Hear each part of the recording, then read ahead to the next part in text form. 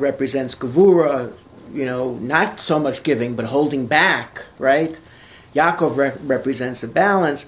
But how do we end the bracha? Magen Avraham is because ultimately the goal is about giving and compassion, but it has to be balanced. It has to have boundaries. It has to be balanced with Gevura. But the goal ultimately is chesed, is to help people by giving to them so that they can evolve on every level and grow and reach their true potential on every level. I think it also relates to oneself. If you give yourself the wrong things, it's also very unhealthy. Sure. You have to know how to give yourself. You have to know how to hold stuff back. You have to know what's healthy for yourself, what's Sure. not. And then you can know what's good for others, I think. That's right. Right. Sure. Would it be correct to say, perhaps, someone wanted to know, what do you give on a daily basis? Would it be within these guidelines that a person's talents, his unique capabilities that he has, utilizing it, would that be giving 100%. Ruach Yetzer? 100%. And actually, Rav Ashlag talks about that. Actually, that's one of the things that I actually wanted to read inside one of the text, is that we have to really respect and appreciate the individual uniqueness of every single person, their own unique interests and desires, and to respect it and nurture it, because that's what makes every person a unique person, and 100% that we have to help them nurture what their unique qualities are, and he talks about it, how when we suppress that, like the totalitarian regimes, it's really the most horrible thing, because you're not respecting the uniqueness of every individual, and appreciating his or her unique value. So absolutely. So basically, a whole day, someone goes to work, and they have a certain good business sense, which is, I guess, a gift that was given to them by utilizing it, or whatever else they do.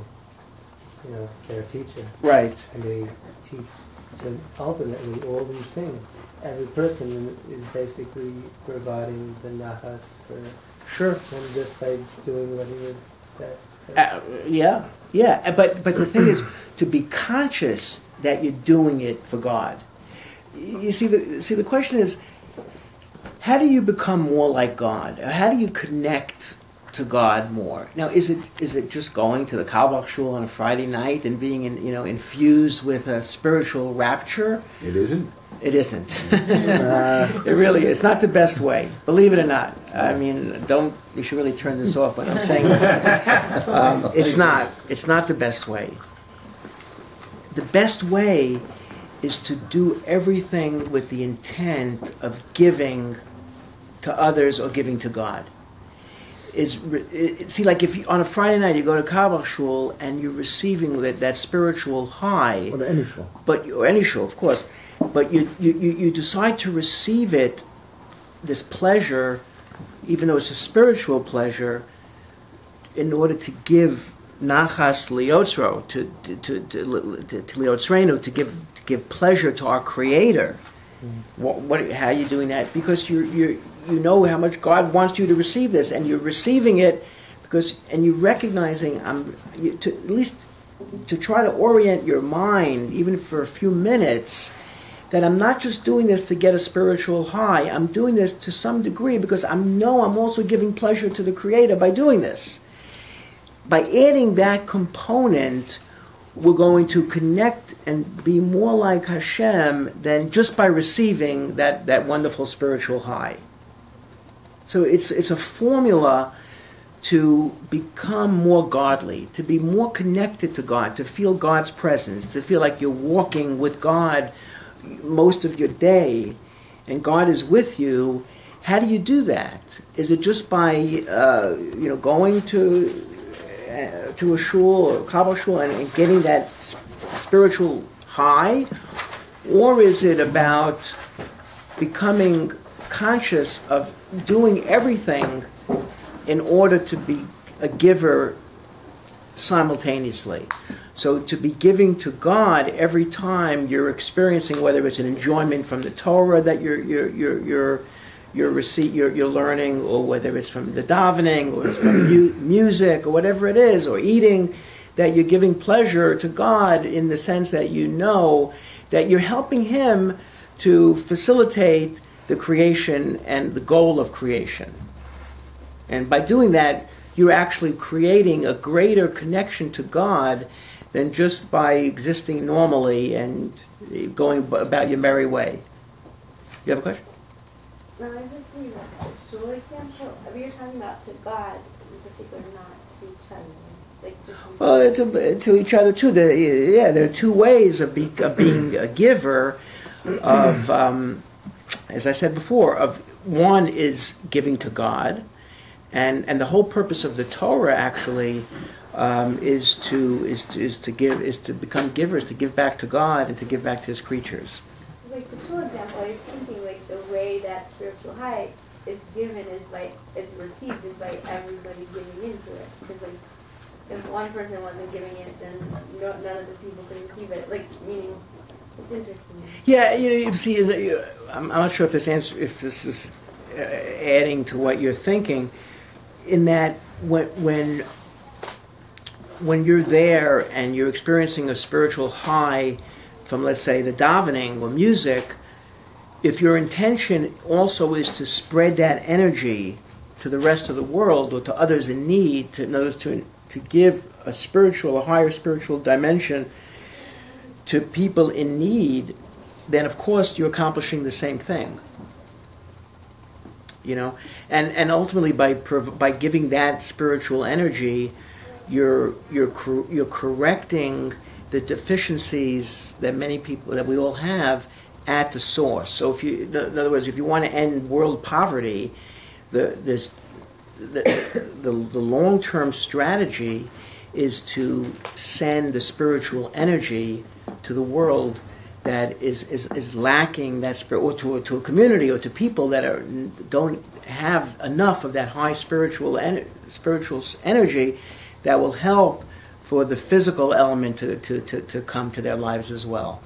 So we can experience a spiritual high and give back to the Creator, or we can then use it to send that energy to others in need as well, to send it across the world. Of course, Shlomo Carlebach had those intentions. You know, with his music, his whole goal was to spread it to the whole world, to spread that energy, that consciousness to people in need.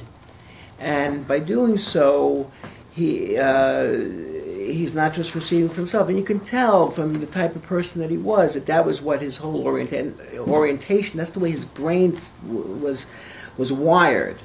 And that led to his success. And the fact that his success is continuously growing.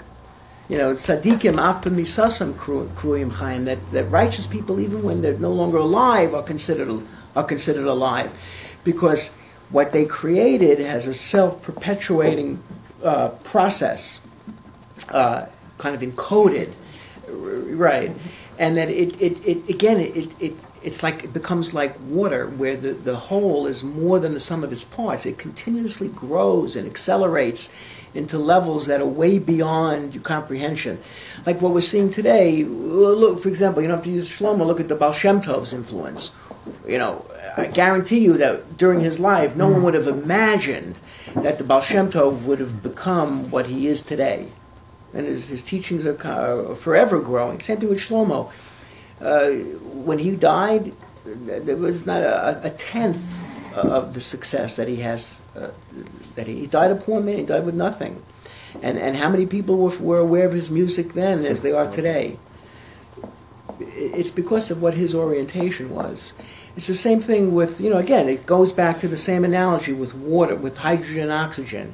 If their orientation is not about the selfishness, but about combining and giving, you create a whole that's greater than the sum of its parts, and it forever continuously grows and develops. And that's why the Torah is compared to water. So it's the same thing about the Ari or Rabbi Yeah. Herzog, the same thing. Sure. The Ari was Yeah. this big. Sure.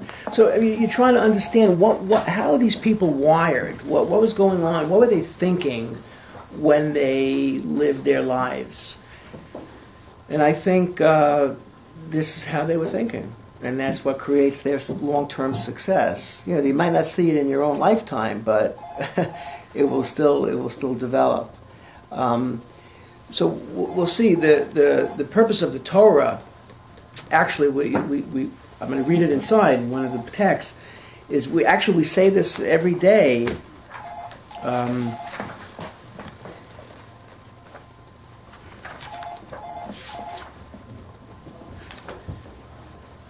Ratzah HaKadosh Baruch Hu l'zachos es Yisrael, that God wanted to give merit, but it's an interesting word, l'zachos.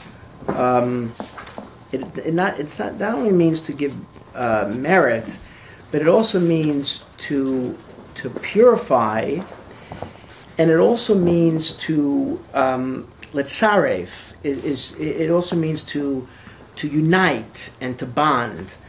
So, Reb Hanania ben Akashi Omer, this is from the introduction to the L'Chochmas HaKabbalah that Rav Ashlag wrote.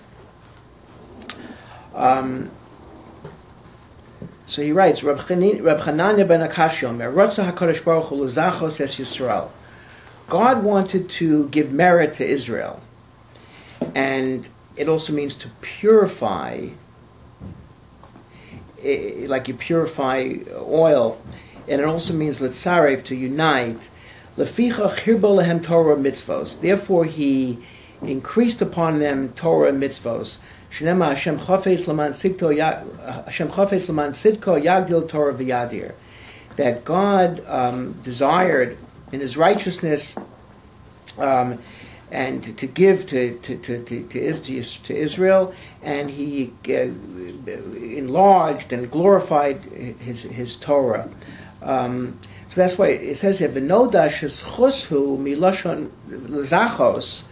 When we say Ratzah HaKadosh Baruch Hu l'zachos es Yisrael, it also means milashon hazchuches. It also means to purify, to refine, and it also says Shomer Chazal, Lo nitnu mitzvos, that the Torah was only given ela litzaref behen es Yisrael, to unite, to bond Israel, is to make us feel not as individuals, thinking just of ourselves, but as becoming a community, becoming a unity, becoming a oneness. So the whole purpose of the Torah was to unite all of Israel, that we become one.